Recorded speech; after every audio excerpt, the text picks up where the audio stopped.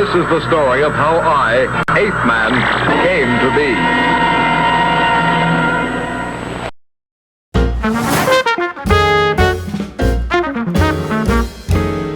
Hi and welcome to Terry Talks Movies. It's Science Fiction Saturday again, but today we are not doing science fiction movies, we're doing science fiction TV series. So I got myself a shovel, I've dug deep, and I've found some obscure science fiction TV series.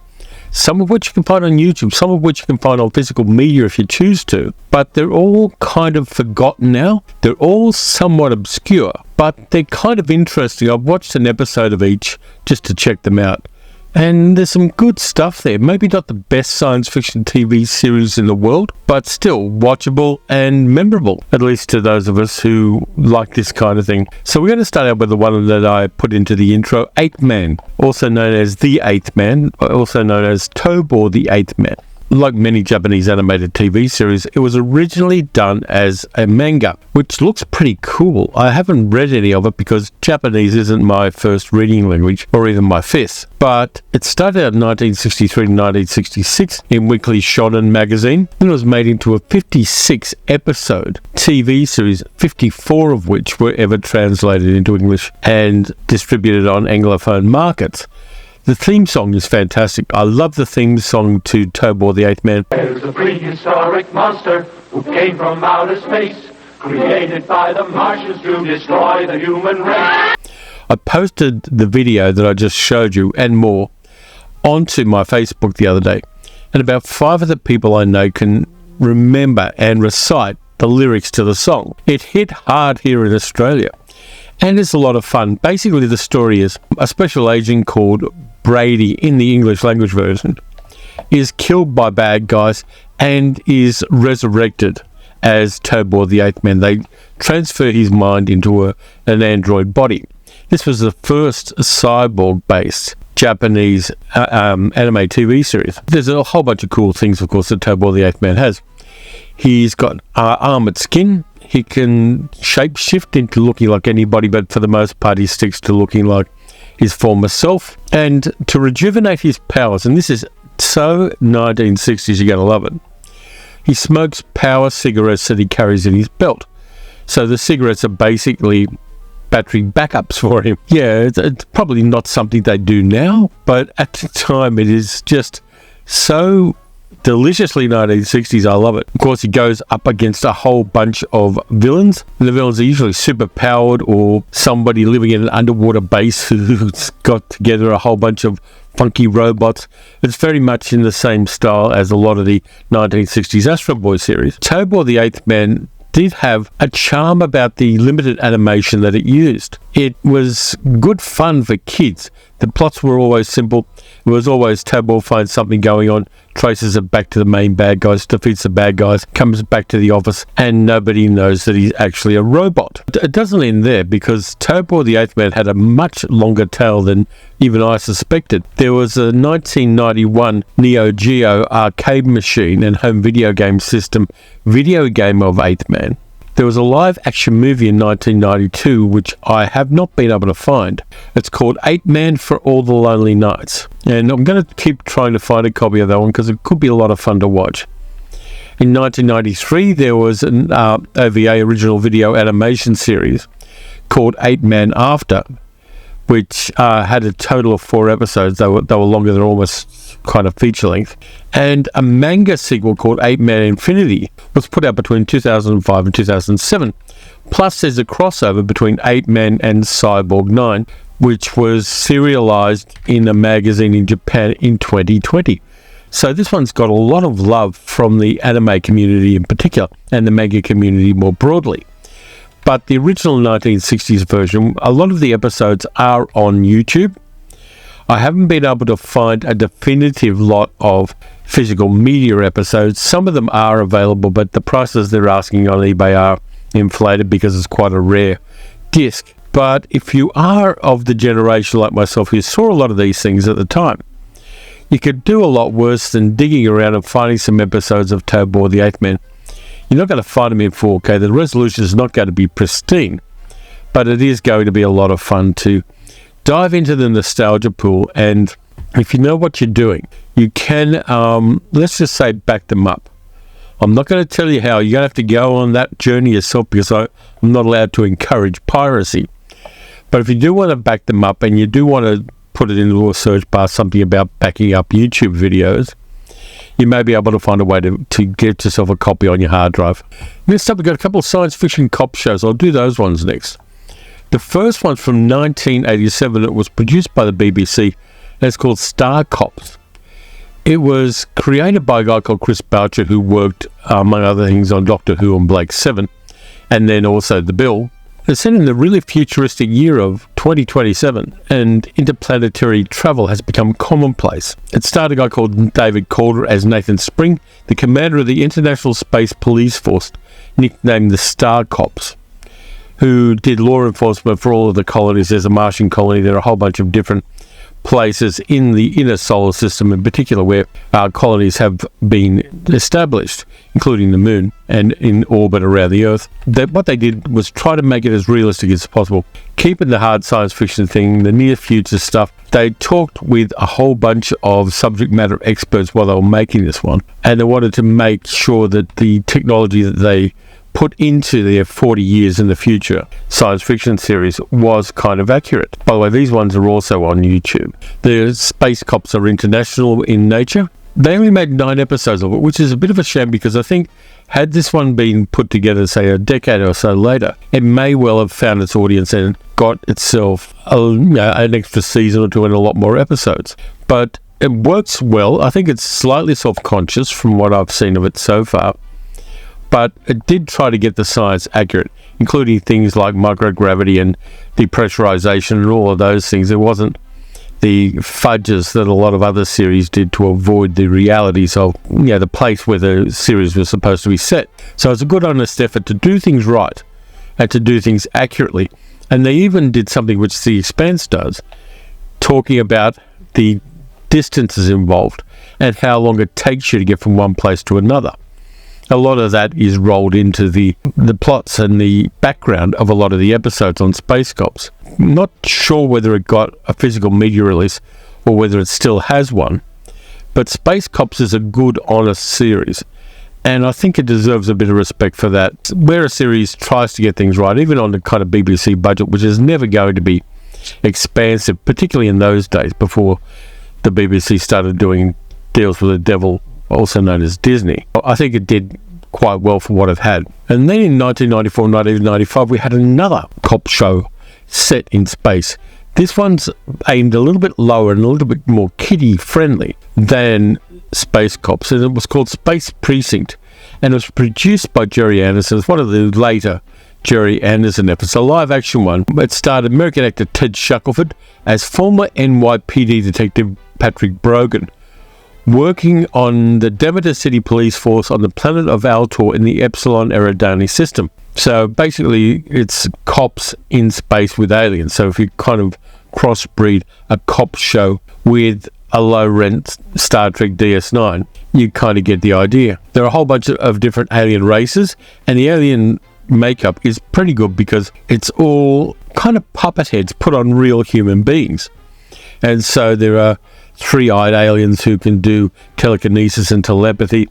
There are other aliens that have large heads. Of necessity, their heads were much larger than human heads. The species were not described very well in the series.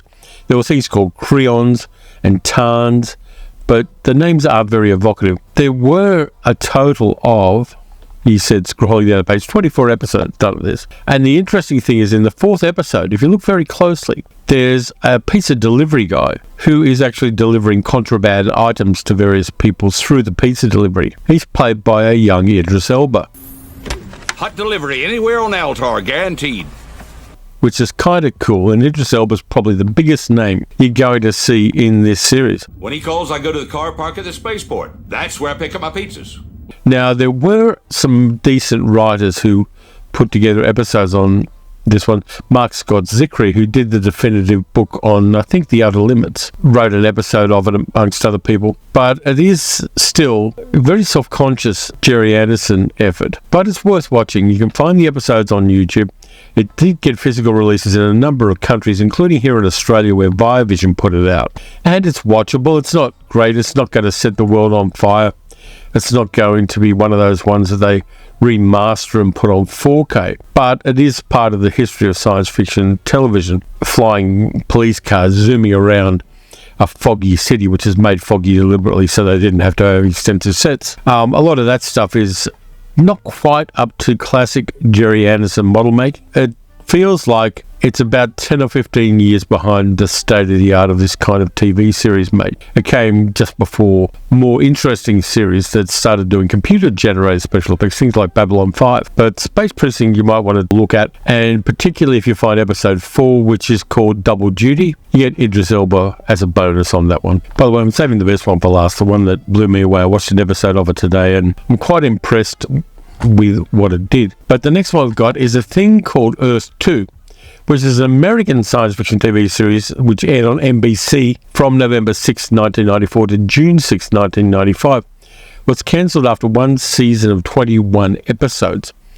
And it's a story of a group of people who go to another solar system because most people in this future of 2192 are living in orbit around the Earth, and a lot of kids are getting this thing called the syndrome, which is caused by not living in an Earth-like environment. And the authorities deny that the syndrome exists.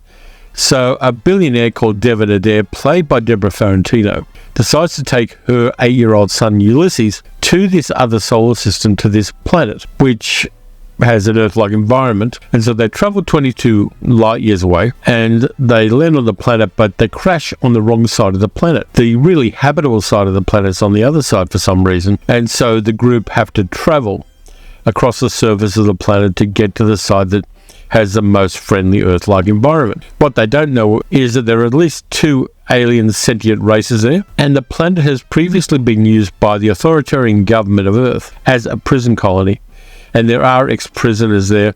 There are a lot of environmental things that challenge their journey across the planet. The aliens are at least as intelligent as human beings in the case of one of the species. Got a pretty good cast apart from Deborah Farentino. Clancy Brown's there. And anything with Clancy Brown in it definitely gets extra points. And they try to introduce a Dr. Smith kind of character, an ex-convict who's on the planet for a few episodes at least, played by Tim Curry. So between Clancy Brown and Tim Curry, it's pretty interesting.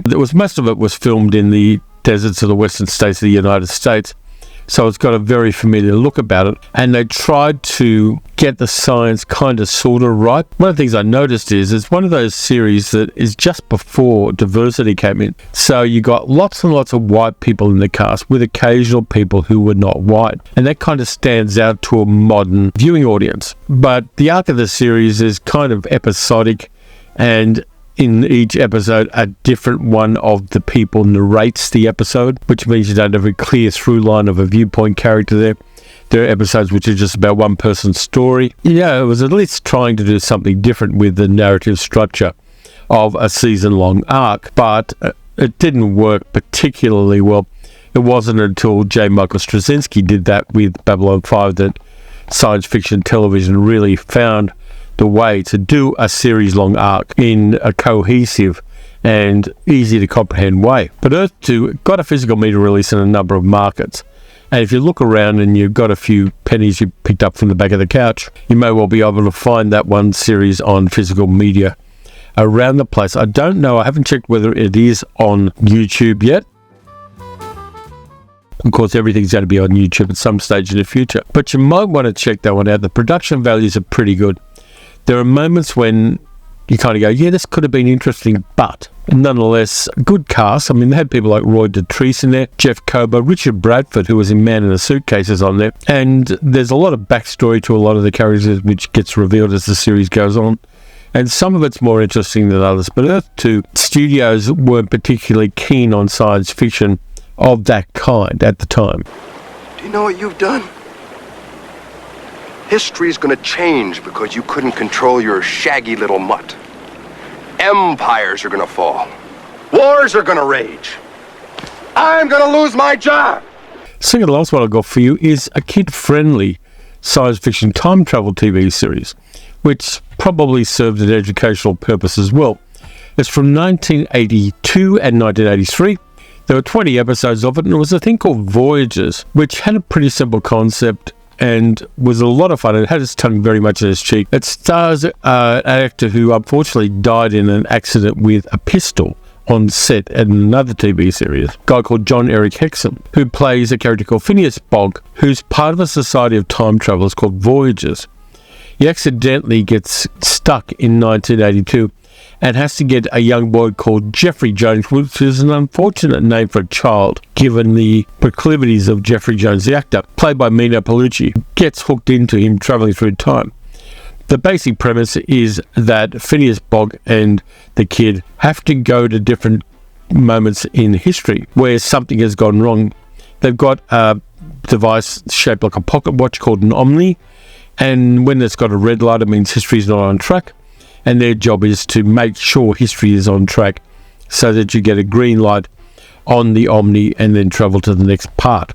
It's kind of like, as one of the critics of the time said, it's Mr. Peabody and Sherman, but with human beings. It goes to a lot of interesting places. Of course, this being a 1980s American TV series, most of the historic places are American, but there are exceptions.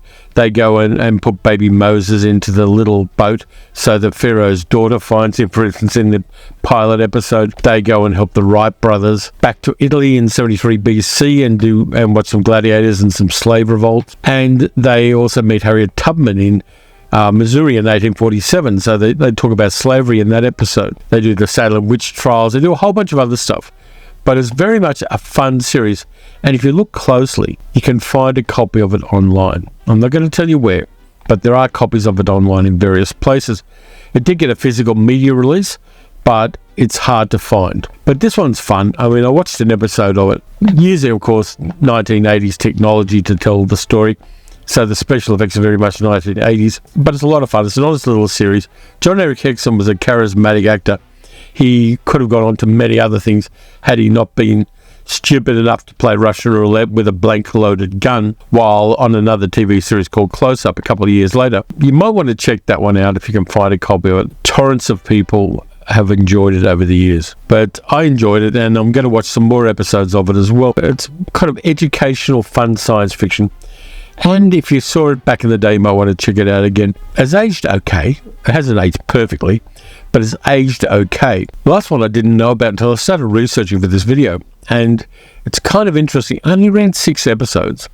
It's in the 1990s. It's a cyberpunk anthology series created by Ralph Bakshi for HBO in 1997, and it's a thing called Spicy City. Now, you got to remember this is HBO in 1997, so there's a lot of male gaze about the way this series looks and some of the plot lines. The frame of the anthology series is a nightclub hostess called Raven, who turns up in some of the episodes as well, but she does the narration at the start of it. She lives in a cyberpunk futuristic city, and it's all got Ralph Bakshi style animation. Some of the animations are a little more detailed than some of the other animations. 6 stories set in the same universe, but with a very strong cyberpunk feel and look about them. The first episode is called Love is a Download, which is about a woman who's seeking to escape an abusive boyfriend. She spends a lot of her time in an immersive VR world, and she meets somebody there whom she falls in love with. Her boyfriend is pissed off with her spending time online and decides he's going to get a virtual investigator to find her avatar in the virtual world and kill it, which means she'll become brain dead and he can just use her body as he likes. But there's a few plot twists to that, and it becomes a chase in a virtual world between him and the new lovers. There's some really interesting uses of the potential of cyberspace and virtual reality technologies there. And ultimately it turns out to be a real love story. There's another episode which is really weird. A bongo player has his hands cut off by some mob members, and the hands come to life in this cybernetic city. There's a detective looking for a rich guy's daughter who's been kidnapped and comes back with a clone of that daughter. So there's all those kind of things in there. But it's got a unique look to it. The voice acting is pretty good. Michelle Phillips plays Raven. You've got a lot of really heavy hitter voice actors of the time. Louis Arquette does the voice acting, E.G. Daly. Brock Peters is in there as well as one of the voice actors. Dan Castellaneta is there, the guy who plays Homer Simpson. Tracy McNeil. A lot of really good voice actors in there. It's got a very Ralph Bakshi look about the animation as well. He was out for the second season by HBO, but HBO wanted to move production to Hollywood and get a lot of Hollywood writers in on it. And so Bakshi, who had refusal rights to the series, said no second season. So there are only these 6 episodes. I don't know whether it's ever got a physical media release, but it's definitely on YouTube. It's definitely an interesting little series which shows you the road not traveled by animation in the 1990s.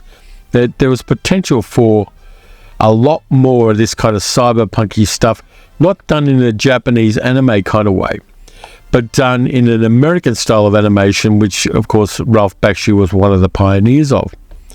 But that one surprised me because I knew nothing about it. I don't think it ever got a release here in Australia, and it was criticised at the time for being very kind of saucy and sexual and male gazy. An interesting series, and I think that while those criticisms of it are valid, it's still interesting to watch it and see the kind of stuff that we might have got had America been more comfortable with adult animation at the time. So that's it. 6 series which are kind of rare, but are still worth checking out and watching. I'm picking these ones up. It's a lot of fun. I may well do a sequel to this as well, because there's a few more series that I found that I didn't quite have time to research for this one. I may well try to look at some European series if I can find them. If anybody's got suggestions of other series to check out, let me know. I'm not going to go with rubbish like Battlestar Galactica. I'm not going to do Blake 7. I didn't like that either, though a lot of people do hold it in high regard. But something really obscure. I'm looking for obscure series. And I know about Starlost, but if Harlan Ellison didn't like it, I'm not going to do it, even though he was the original creator of it. But yeah, anything obscure like that. Maybe I'll do Lex as well. But those kind of series would be interesting to do. So thanks a lot for watching. If you enjoyed the video, please like, subscribe, leave a comment, hit the notification bell. A lot of the people who watch these videos aren't subscribers, and you're going to miss out on stuff if you're not, because it will notify you when something new comes up. You can also dive into the playlists of older episodes and find some things there, because a lot of the times I get comments asking me whether I've covered something, and the answer is sometimes yes, and it's already there in the playlist for you. You can also support the channel by becoming a YouTube channel member. You can donate through that little $ on the YouTube app on your computer. You can also donate via Patreon at patreon.com/TerryTalksMovies. And then you also get my monthly Spotify playlist of often movie-related music that I find, which I compile into a playlist for the patrons.